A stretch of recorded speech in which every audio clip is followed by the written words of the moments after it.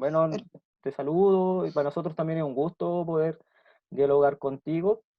Y para comenzar, te pido que te puedas presentar, que nos puedas contar un poco sobre ti, como por ejemplo a qué te dedicas, con quién vives o lo que tú quieras señalar. Ya, me llamo Hilda Espinosa Figueroa, tengo un hijo que se llama Esteban Rodolfo Río Seco Espinosa y tengo una pequeña nieta que se llama Trinidad Adriana.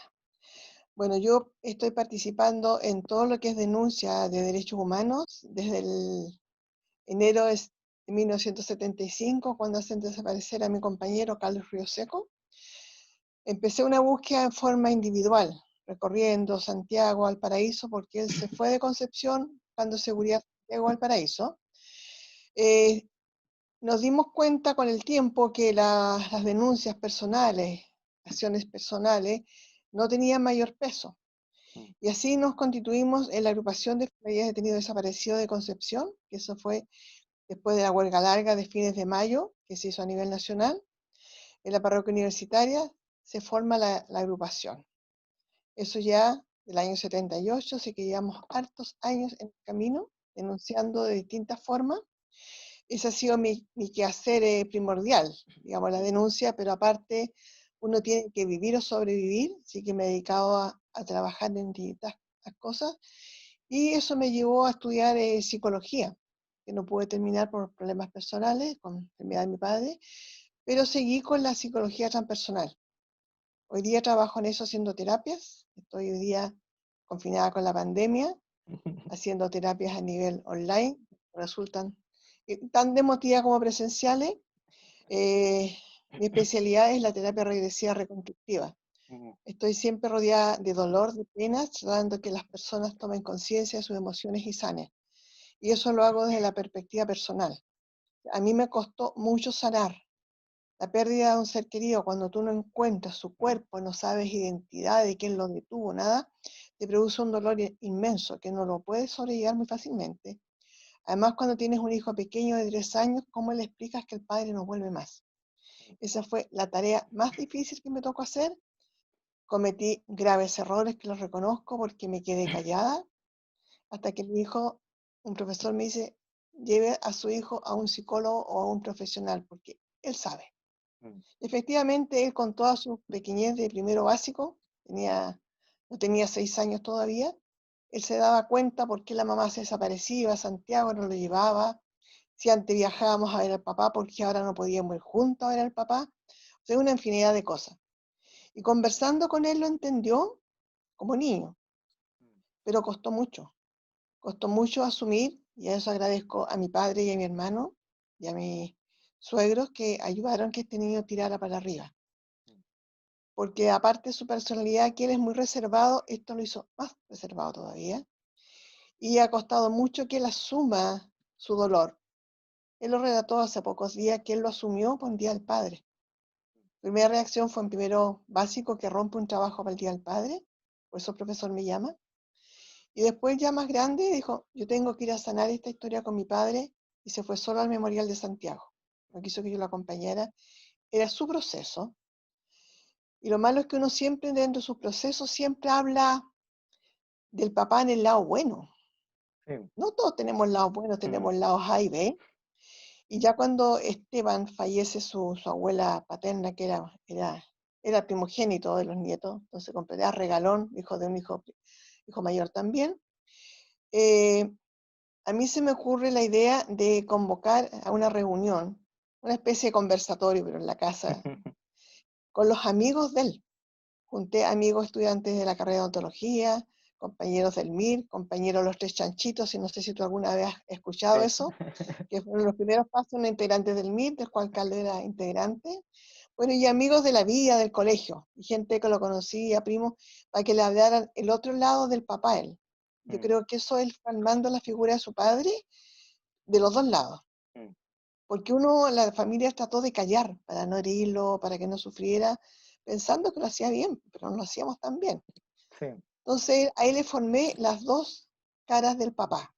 Por supuesto, le contaron que faltaba clase de odontología porque hacía la población, se iba a trabajar a otro lado, y cosas que uno de repente dice, pucha, ¿por qué hacía esto? Pero tenía su compromiso social muy grande. Bueno, y con el tiempo empezamos a recordarlo en forma individual. A raíz de esa idea, todos los 18 de enero, que es su aniversario, empecé a hacer distintas actividades. Convivencias en la casa, convivencias en que todos conversábamos y terminábamos riendo y celebrando la vida. Porque yo nunca he visto la desaparición de Carlos con eso que me cortaron las alitas, no me las cortaron. O sea, yo creo que él está vivo en otro plano y donde está, yo creo que él está de acuerdo con lo que estamos haciendo. Siempre lo hemos mantenido su memoria con alegría, recordando lo que hacía y siempre, cada año aparece alguien que lo conoció. Eso es impresionante. Pero todos los años aparece un amigo, un compañero. Bueno, y así empezamos en la casa, de ahí los hice escribir. Yo empecé con los compañeros amigos, escriban, qué piensan de Carlos, qué sé yo, y de ahí nació un libro que yo escribí, Las Bugambillas de Carlos, una historia inconclusa, y son testimonios tanto familiares como de los amigos. Entonces eso es como mostrar la cara de quién era, no solamente la cara de la que yo podía hablar de él. Después nos trasladamos todos los años a la desembocadura del Biobío. Como es los últimos recuerdos, informaciones que hay que lo lanzaron al mar de Quintero. Entonces yo siempre armé una historia que él anda navegando en los mares. Entonces nos vamos a la playa todos los amigos a hacer memoria, recordar, cantar. Nos falta una copita de vino eso por ahí o algo para compartir. Los famosos calzones rotos que hago son fundamentales. Y nos vamos a la puesta de sol. Entonces siempre son los atardeceres con Carlos, tiramos flores al mar, nos reímos y lo recordamos sanamente, con alegría. Yo creo que a él le gustaría eso, que lo recordáramos con alegría, no con tristeza. Eso no quita que yo haya participado en cuanta marcha he asistido, siempre presente, tanto en la agrupación de familias de detenidos desaparecidos, en el movimiento contra la tortura Sebastián Acevedo. También participé en los grupos de mujeres que aparecieron en los 80, Movimiento de Mujeres Independientes, después Mujeres por la Vida, que fueron las primeras marchas que hicieron en Concepción. Entonces Hilda, creo pero que... Cuéntame. mira, antes de que nos vayamos como a los años 80, para ir como ajustando un poquito esto, me gustaría también ¿Ya? que a partir del relato que me estás contando de Carlos, de tu esposo, y también que parte de tu historia, es que me comentes que si tú alguna vez militaste en algún partido político, y si militaste, ¿cuándo comenzaste a militar? Y también eso, ¿cómo llevó a forjar esta relación con Carlos? Que nos cuente un poco esa etapa de antes de llegar como a los años 80, que ya es fundamental y que es importante. Sí, te entiendo. Ya te voy a contar. Yo con Carlos nos conocemos desde que nacemos. Nada. Carlos es mi primo. Mm, Así que hay una infancia compartida hasta como los 8 o 9 años que yo vivía en Concepción. La casa de él, que era en Chihuayante, frente a la plaza de Chihuayante. Por ahí hicimos una actividad recordatoria también, en esa plaza. Y yo me fui con mi familia, nos fuimos a vivir a Punta Arenas. Entonces esa conexión con la familia era solamente en los veranos. Nosotros veníamos de vacaciones al norte, como se dice. sí. Y ahí con el tiempo apareció un romance cuando yo tenía 16 años. Él estaba terminando las humanidades, las últimas humanidades, y empezó una escritura de cartas. Todo, iban y venían las cartas, no había mail, no había teléfono, era muy caro. Y el verano siguiente empezamos una relación de polos. ¿Ya? Y yo me volví a Punta Arenas, se interrumpe, pero después regresamos nuevamente, ya definitivamente, y esto continuó. Y ahí él ya está en la universidad estudiando odontología, me hacía leer, ¿para qué te digo? Todos los libros, porque yo, una niñita de colegio de monjas, según yo vivía en una burbuja, y me acuerdo que las monjas nos hicieron leer, yo estuve en las Madres Dominicas en mis últimos años, nos hicieron leer la encíclica Rerum Novarum, que era cuando estaba todo este cambio en la iglesia, y hacer un paralelo con el manifiesto del Partido Comunista. Ya estoy hablando de a fines de los 60. Fue una cosa muy grande, puesto Carlos me ayudó a resolver ese conflicto y me dijo, empieza a leerte esto. Libro, Carlos era muy buen lector, igual que mi hijo. Muy buen lector, así que me empezó a regalar libros suavecitos primero. Por ejemplo, María de Jorge Isaac, que era la historia de unos primos. El Principito, por supuesto. Y así fueron subiendo de grado en la lectura para que yo aprendiera más, porque en mi casa no se hablaba de política. Mi padre no era de izquierda, era de otro lado, pero siempre me apoyó. Y bueno, Carlos, ya militante, me hace entrar a un grupo. Me dice, no, tú necesitas educarte un poco. Y fui una colita muy chiquitita de los tres chanchitos. Fueron un par de meses nomás esa cosa, y que Mm, tú conoces al Tata Daniel, el sí, Daniel Zapata, sí, era mi instructor con otros chicos. Entonces, bueno, era la conversación típica de lo que estaba pasando en los 70, y interiorizándose un poco, aprendizaje, más lectura. mm. Ayúdanos a hacer banderas, como yo tenía máquina de coser, ayúdanos a hacer banderas, brazalete, ese era mi aporte a la izquierda. Bueno, ya después de eso, el año 71 nos casamos, nace mi hijo, yo ya había entrado a estudiar sociología, entonces se me complicaba mucho la historia, que además con sociología tenía que leer mucho, el Sí, tiempo no me quedaba, y tenía que resguardar al hijo.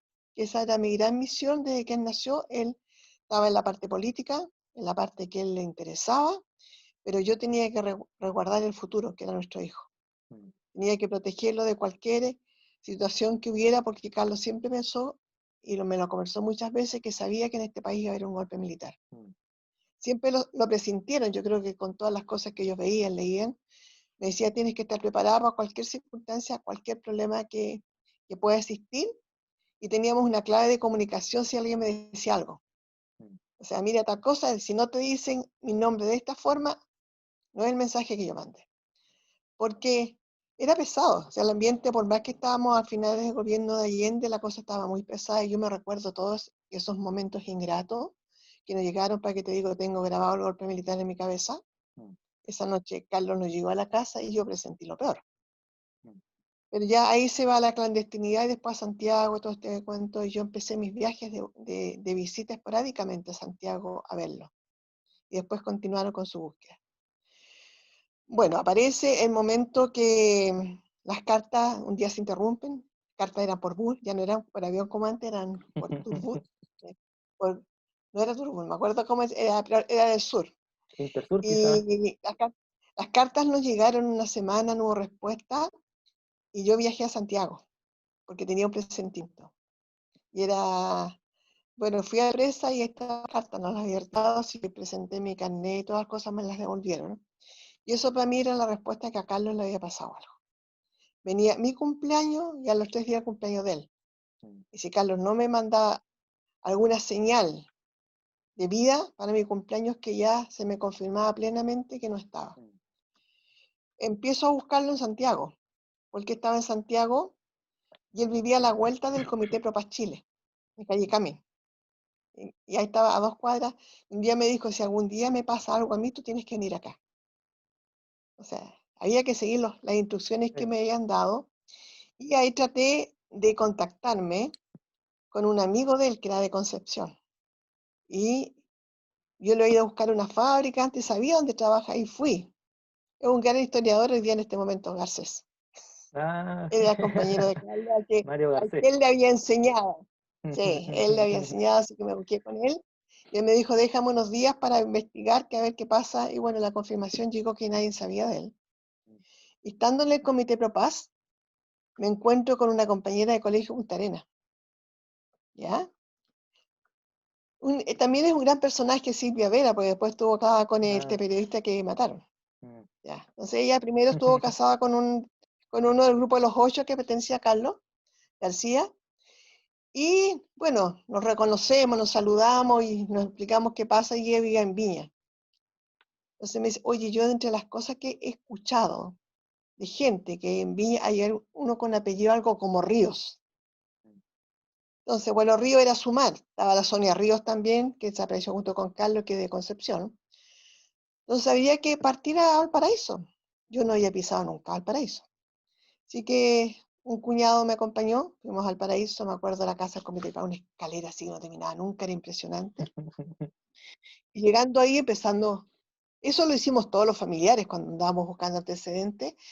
Llegando a ese espacio, empiezo a preguntar con la gente. Efectivamente, Carlos lo habían en Valparaíso.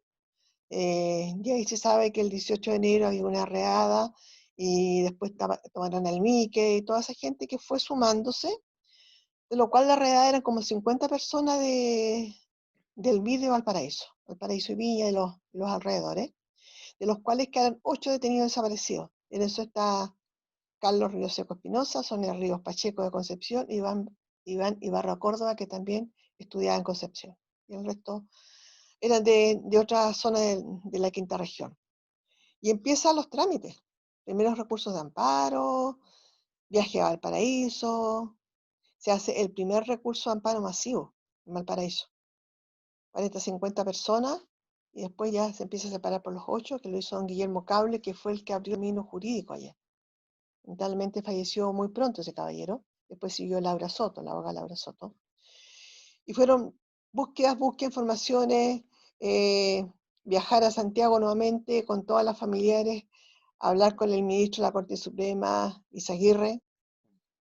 Tengo grabada su mirada. Piensa, en ese año yo tenía 24 años, 25 años recién cumplidos, entonces todos éramos más o menos de esas edades. Andaban algunas mamás que daban más respeto, pero nos miraban como cabras chicas. ¿Qué anda haciendo aquí? Y este ministro nunca nos mostró la mirada. Siempre estuvo con la cabeza enterrada hacia abajo, como siendo confirmando, yo sé dónde están, pero no puedo hablar. Bueno, no logramos absolutamente nada, así que empezamos a armar el recorrido. Supimos que había estado ahí se me olvidó, el regimiento Maipo algunos días, después había pasado a otra parte, había salido en un camión frigorífico rumbo a Santiago, a la Villa Grimaldi, en Cuatro Álamos, ahí lo vio Lautaro Videla, que estuvo con él, y así otras personas que me fueron informando la ruta que había tenido. Y la última ruta que se sabe es que sale un camión con gente que iban rumbo al aeropuerto para eliminarlos a través del mar, que después se supo era Quintero. Pero la vida te juega cosas muy importantes. En mi trabajo, una vez atendí a una persona, que me llama, ya se me olvidó hasta el nombre porque los dos nos hicimos un juramento de reservarnos nuestra vivencia. Él andaba buscando donación, porque estaba muy cargado, no llevaba a hacerlo, y les habían dicho que en lo que yo trabajaba, y llega a la oficina de Santiago, metiendo me da una mano así, pero gelatinosa, esa que tú le tenés como hacer el recelo. Me dice, yo quiero sanar algunas cosas de mi vida, y yo sé que usted con regresión podría ayudarme. Perfecto, pues hablarle. Dijo, pero yo no quiero hablar en voz alta, quiero hacerlo interno, ni un problema, le dije yo doy las pautas y lo guío. Y lo podemos hacer. Ya estuvimos en eso trabajando como una hora. Y después él termina y me dice, gracias, logré conectar muchas cosas. Digo, le voy a hacer una confesión, me dice. Yo era piloto de mi general. Mm, Comprenderás como yo que, sí. ya. Y sigo hablando cosas. Y me tocó hacer muchas cosas. Le pregunté a dónde, partíamos en Tobalaba, hacíamos esto, lo otro. Digo, yo también le voy a hacer una confesión. Le digo, soy esposa de un detenido desaparecido. Ahora le tocó a él hacer guau, Sí. ¿ya? Yo le pregunto, no, me dijo, me pregunta el nombre y me dijo, yo tuve que hacer muchos viajes. Y nos entregaban la ruta cuando íbamos en el aire y nos tiraban unas bolsas. Yo no sé qué vienen en esas bolsas. Pero sí le puedo decir que en Quintero fueron lanzados muchos cuerpos. Eso se lo puedo confirmar. Y le pido perdón, le dijo, si uno de esos era su esposo. Mm, Le dije, yo sé de dónde viene la orden, si usted está haciendo esto por sanar 6 días porque quiere liberar todo lo que sufrió. Y al último terminemos casi con una razón, el caballero. Para mí fue esa información ratificar lo que ya Sí. habíamos investigado tantas veces. Mm, Y yo no podía hacer uso de esa información, no tenía el nombre, no sé si era su nombre verdadero, ¿no? sí, pues yo estoy usando Pero chapa. al hombre yo lo noté sincero porque se quedó y lloró. Entonces, para que un hombre le hayan tocado hacer este tipo de cosas y se arrepiente es por algo. Mm. ¿Mm? Tú nos contaste que la agrupación surgió, ¿cierto?, el 78, y Sí. nos gustaría saber más que nada por qué surge la idea de crear, ¿cierto?, la agrupación acá de una forma más local, acá en Concepción. ¿Y cómo fue también para ti vivir todo este proceso de vivir en dictadura? Casi pandemia, oye. Sí. Pero tampoco voy a decir mucho, casi pandemia. Bueno, el año 78, los familiares detenidos desaparecidos de Santiago inician una huelga de hambre. Y nosotros ya aquí en Concepción nos conocíamos todas porque nos vivíamos contando en la vicaría, nos conversábamos en los pasillos. Y el director ejecutivo, don Jorge Barudi, me manda una nota, una carta, porque estaba con licencia médica, lo habían operado, explicándome lo que pasaba en Santiago, por qué Concepción no hacía algo. Y nosotros ya habíamos tomado como un poco la iniciativa, con Estela Araneda y otras compañeras más, porque nos llamaron a la vicaría a una reunión, día sábado, me acuerdo, las asistentes sociales, chiquillas, ¿qué piensan ustedes? Esto ha pasado en Santiago, ¿y por qué no hacemos esto? Y bueno, ya había algunos antecedentes de Santiago. Viaja a Santiago Adriana Pablos, que es la esposa de Carlos Contreras Maluje, a darnos el empujón. Además que Estela vivió en Santiago, entonces, en conjunto, decidimos que el día domingo nos tomábamos la parroquia universitaria con el padre Pedro Azócar. A mí el padre Pedro Azócar me había casado, y me conocía perfectamente quién era, porque con todo mi historial que tenía yo de primo tuve que pedir una autorización a nuestro padre, para que te cuántos trámites había que hacer. Así que él me conocía perfectamente, hablamos con él, todas, le explicamos lo que estábamos haciendo y él se sintió honrado que usáramos su parroquia, porque su parroquia era tan importante, una parroquia elitista. Iniciamos la huelga de hambre, nos da todas las facilidades, empezaron a llegar colchonetas, agua mineral para las que estaban en ayuno, y empezamos a hacer un equipo. Hubo gente que estaba en ayuno, que eran las personas más mayores que podían, y otro equipo externo, yo estaba en el equipo externo, con Mónica Negrete y con la María Adriana Pablo. Éramos encargados de los comunicados de prensa, de contestar, conseguir todo lo que se necesitaba para eso. Te digo que bajé más de peso que las que estaban dentro del agua, porque era una inexperiencia total. Ya en el año 78, en plena dictadura. Sí.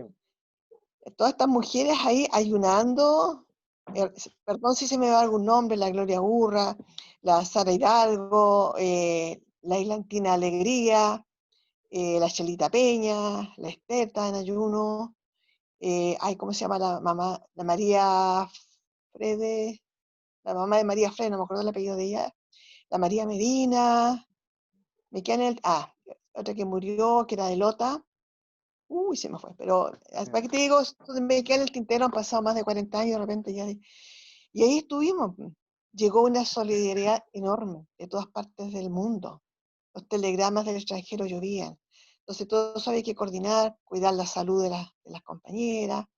Una noche al piedrario de la parroquia, yo estaba en mi casa, quería partir corriendo a ver cómo estaba la chiquilla y mi hermano me pescó nada, ¿cómo se te ocurre no poder ir? El riesgo que hay. Siempre mi familia me protegió mucho. Entonces, mañana siguiente, tempranito ahí. Y eso fue ya, esos días aparece en la revista Hoy un titular, desaparecidos en Chile. O sea, ya la prensa empezó a reconocer que habían detenidos desaparecidos en Chile. Entonces fue el vamos. Y los diarios tuvieron la obligación de empezar a comunicar que en este país existían detenidos desaparecidos y hacer declaraciones. Ese tiempo había que hacerlo todo a mano, así que costaba harto. Y estuvimos 11 días o 13 días, ya no me acuerdo, pero el número no me acuerdo, 11 o 13, pero coincide con las participantes.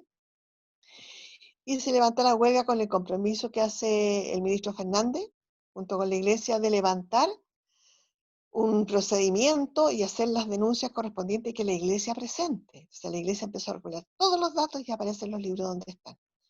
Y a raíz de ese compromiso dijimos, chiquillas, que no podemos seguir actuando de forma individual, nos armamos en agrupación igual que Santiago. Y nace la agrupación de Santiago, de Concepción, nace la agrupación de Laja, estaban los desaparecidos de Laja, Gloria Urrera de Laja, la agrupación de Los Ángeles y Chillán. Eran las agrupaciones de familias de desaparecidos de la 8ª región. Entonces nuestras asambleas eran enormes porque venían de todas las zonas y empezamos a hacer salidas callejeras. Y eso te estoy hablando a fines del 78, comiendo del 79, en que nadie decía nada. No te digo que íbamos felices y contentos, íbamos con mucho miedo porque sabíamos los riesgos que cometíamos, todas teníamos hijos, pero era la única forma de abrir el camino. Empezamos a salir de ropa de negro. Entonces, veían a un grupo de señoras, algunas mayores y otras ahí, con unas pancartas hechas a mano, con un palito que las escondíamos bajo la ropa, pero empezamos a abrir la denuncia y nos juntábamos hasta el día de hoy todos los miércoles para ir viendo qué hacíamos. Se empiezan a hacer recursos más masivos, se empiezan a abrir las denuncias a los tribunales. O sea, te digo, todo esto ha sido muy lento, pero eso fue el empuje final. Y aparte de ser el empuje para nivel jurídico, fue un empuje humanitario, sí, un empuje solidario entre nosotras. Era el espacio que todas podían llorar, podían hablar, lo que no podían hacer en las casas. Y ahí nos tocó las coordinadoras, que era la Esther Araneda, la Gloria Urra, la Mónica Negrete y yo, las cuatro, contener a toda esa gente. Y todas éramos, no pasábamos, ninguna pasaba a los 30 años. Entonces nos tocó una carga emocional enorme. Porque decían, no, si ustedes son las líderes, ustedes pueden, ustedes son jóvenes, pero también tenemos sí, corazoncito, también tenemos familia. Y no sé, de alguna parte nos llegó la fuerza, el apoyo que había en la vicaría, aparecieron algunos profesionales de Santiago a darnos apoyo emocional, y así empezamos a continuar el trabajo. Ya cuando empezamos, aparecen los cuerpos de Lonquén, ya estábamos fusionados, dejamos todas a ese funeral, y al poco aparecen los cuerpos de Laje San Rosendo. Entonces nos empiezan a golpear a nosotros. Esta denuncia permite que la tierra empiece a hablar. La tierra sola empieza a entregar cuerpos. Por X cosa, una persona vio, hizo un hoyo, descubrió algo, y empiezan a aparecer los cuerpos de Laje San Rosendo en el cementerio de Yumbel. Entonces, todas las investigaciones ya no podían negar que habían sí. detenido desaparecidos, no podían negar que habían matado a gente. Al poco aparece Mulchen y así siguen y sigue la tierra hablando en distintas partes de la zona y los detenidos desaparecidos existen, tienen existencia legal, aunque muchos lo negaron la existencia legal, como fue el caso de Rodríguez Cárcamo en Concepción, que al comienzo negaron su existencia legal, y la agrupación empieza a tomar fuerza, empieza a tener voz individual. Sí, nunca como la de Santiago, pues Santiago están los tribunales, está todo concentrado ahí, pero nuestra zona toma respeto. Es el primer movimiento de mujeres que aparece en dictadura, familiares detenidos desaparecidos. Después aparecen todos los otros grupos de denuncia. Y eso yo creo que me siento honrada, que la vida me dio esa oportunidad de estar con esas mujeres valerosas, valientes, cuya amistad se mantiene hasta el día de hoy con las que no están. Hilda, Entonces, es un regalo, sí. ¿ya? Hilda, mira, De la vida. durante ese mismo trabajo que ustedes realizaron cuando surge la agrupación en el 78, ahora después, en los años 80, durante el periodo cuando empiezan las protestas, ¿cierto? En el 82, 83 específicamente, ¿cuáles fueron esas acciones que empezaron a tomar ustedes como agrupación, como acciones de resistencia? ¿Salieron a la calle? Hay muchas fotos también que hablan sobre ese periodo que a ustedes también les tocó vivir, que fue la jornada de protesta nacional. Sí. Bueno, ahí hay grandes jornadas. Una de las primeras jornadas que fue muy hermosa fue la jornada por la vida. Y esa fue como el vamos, que todo Chile protestaba, como, fue casi como hoy día, pero en más chiquitito, Ah, ¿ya? sí. Porque se movió Santiago, se movió Concepción, lanzamos un lienzo que cubría el frontis de la catedral. O sea, ahí estábamos todas, por supuesto, en primera línea, como si su día estaba la agrupación. Ujú. Y empezamos a salir a todas las marchas y protestas que hubieran. Me acuerdo que se hacían en Rodríguez, en todo el callejón de Rodríguez, ahí se hacían las manifestaciones.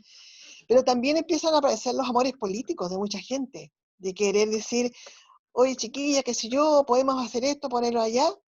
Y la agrupación, eso lo tengo que decir públicamente, nunca ha tenido ninguna militancia política.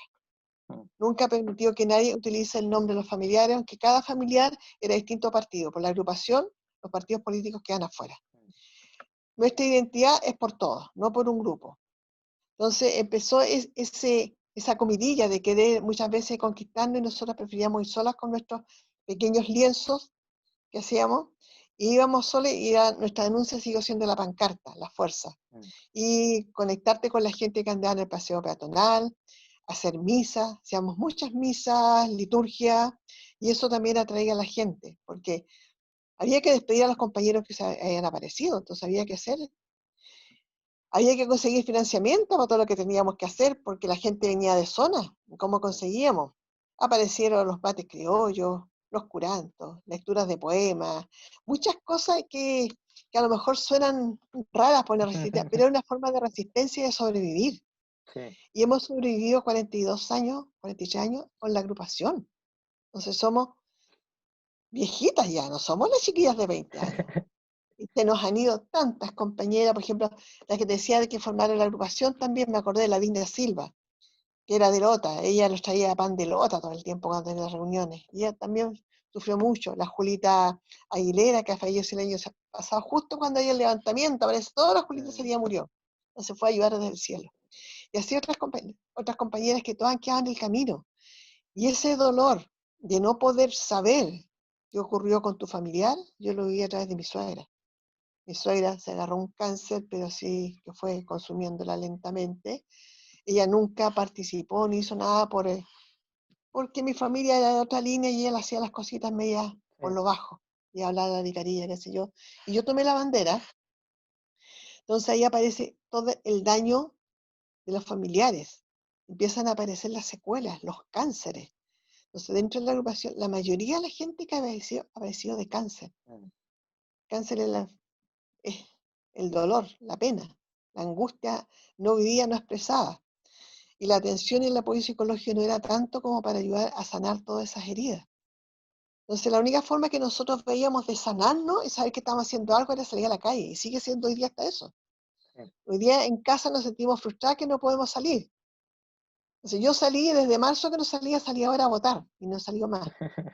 Porque tengo que reservarme para lo que viene. Sé que viene Sí, un cambio y ese mm, cambio lo quiero disfrutar. Queremos construir lo mismo que los detenidos desaparecidos querían construir un Chile más solidario, más digno, en que se respeten los derechos humanos. Y ese es el legado que queremos dejar a nuestros hijos. Y por eso hemos levantado las pancartas de las compañeras que ya no están. Yo a una marcha con pancartas, a ver, muchas pancartas de compañeras que ya no están. sí, Porque ese fue nuestro compromiso. Si tú no puedes, nosotros seguimos. mm, La semana pasada fallecieron 2 compañeras de Santiago de los comienzos.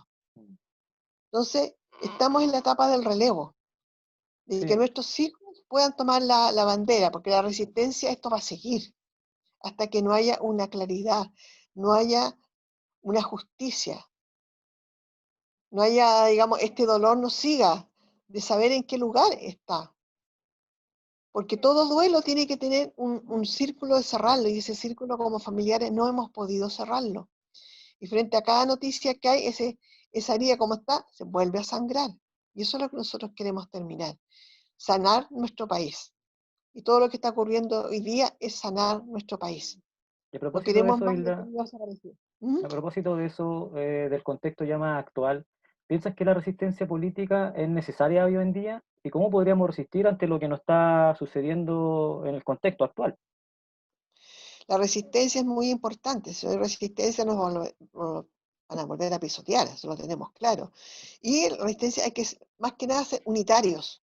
Mm, No ser que yo la llamé porque yo era socialista y no, ser unitario.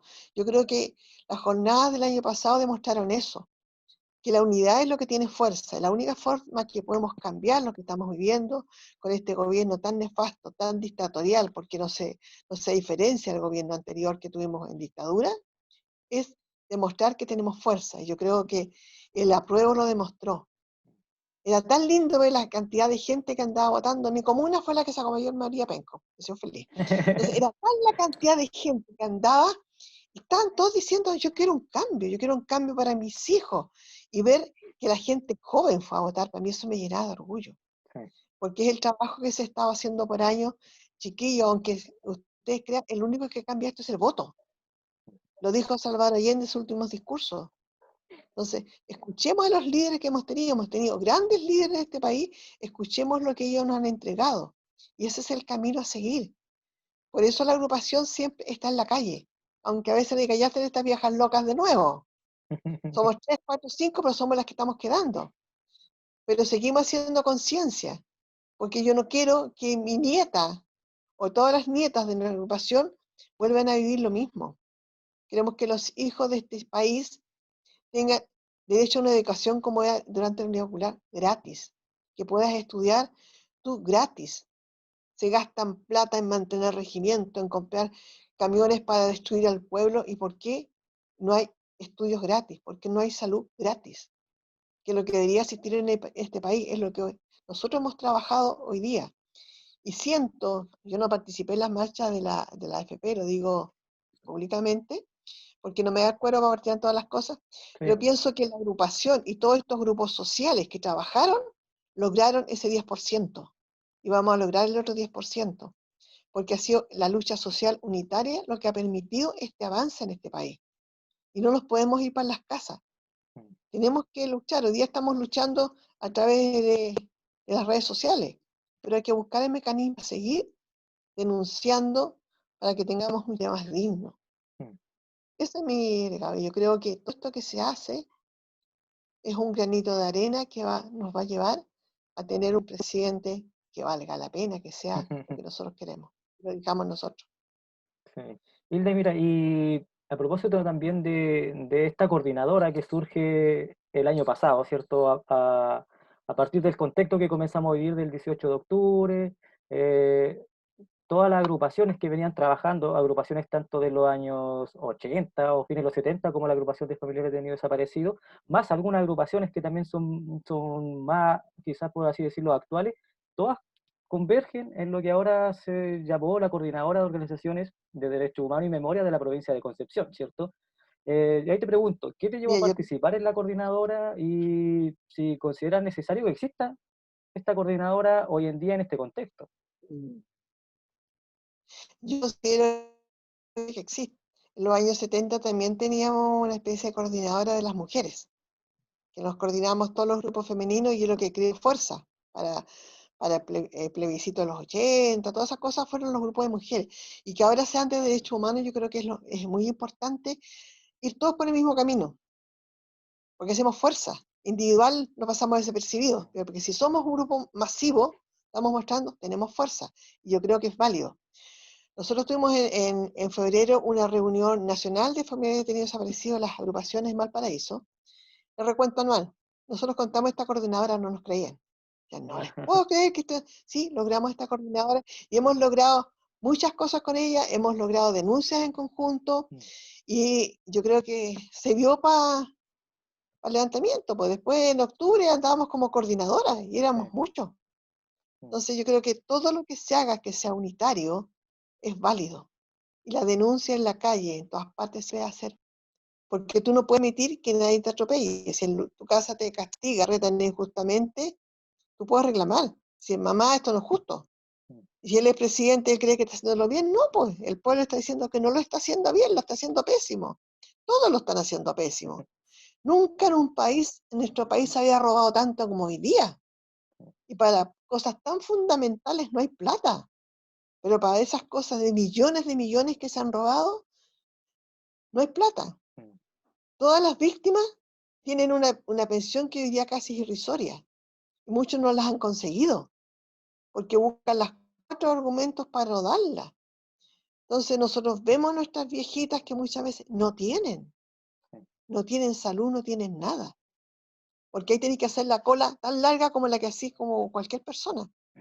Entonces, eso es la unidad, vamos a lograr todo. Y con la coordinadora estamos logrando, creo que muchas cosas y vamos a seguir logrando más, porque es la unidad y la fuerza. Ahí es importante lo que dices en el No sentido sé de si te respondo con que, eso. Bien. sí, pero es importante lo que dices porque el tema de los derechos humanos, bueno, es fundamental porque no solamente los derechos humanos se entienden como ese ataque de violencia física, sino que también están esos derechos humanos que son derechos sociales, ¿cierto? Como lo que tú mencionas, como la salud, la educación, que son parte de esos derechos fundamentales. Pues entonces la coordinadora que se sitúe como coordinadora de organizaciones de derechos humanos y además también de memoria, es fundamental. Ahora, Sí. ahora, Y eso que hablas de la memoria, yo creo que el trabajo de la memoria fue muy importante todo lo que se estaba haciendo en los últimos años. Yo partí haciendo memoria de la vida de Grimaldi, los mm, recorridos de años atrás, pero el año pasado fue muy fuerte el trabajo de memoria, fue muy positivo los 2 últimos años bueno, tú sabes que a mí me tocó mucho en la universidad, porque como sí.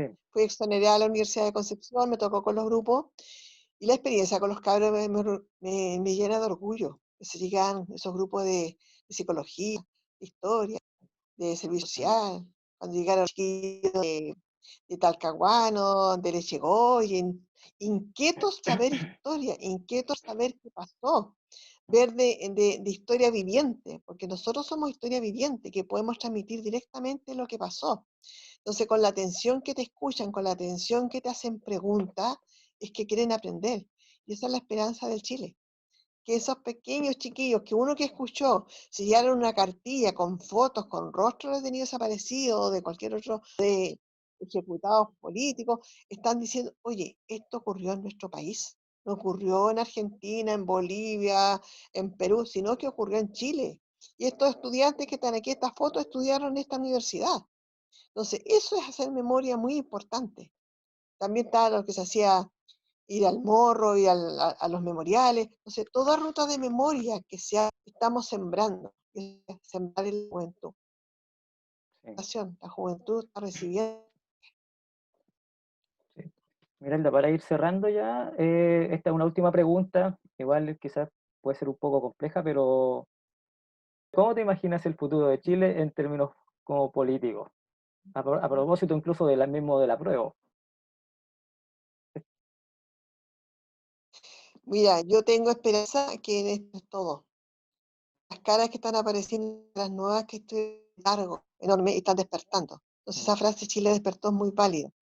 Yo creo que no va a ser a lo mejor muy pronto, pero vienen años que van a ser distintos. Sí, yo le digo a la gente que si este cambio viene, no olvidemos lo que costó hacerlo.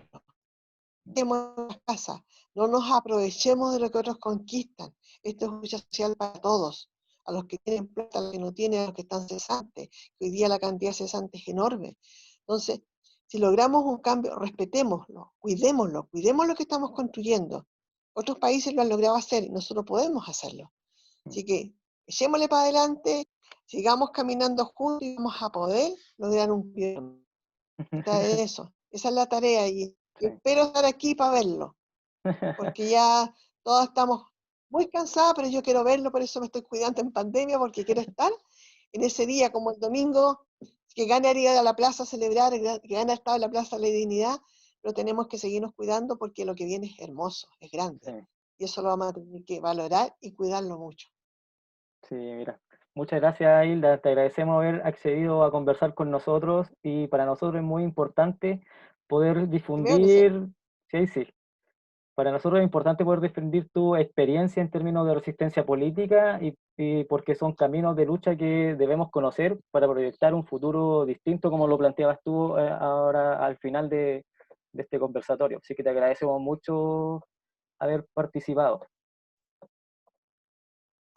Gracias, Javier, gracias a ustedes por el gran trabajo que están haciendo de memoria y dejar estas pequeñas cápsulas para las generaciones futuras, para que vean que la historia la construimos nosotros, el pueblo. Así que un abrazo a todos y Igual, sigamos adelante denunciando. muchas gracias, Hilda. Un abrazo para ti también y ahí estamos en contacto. Que te vaya muy bien. Gracias, Javier, que esté muy bien. Chao, Igual, chao. chao. Chao.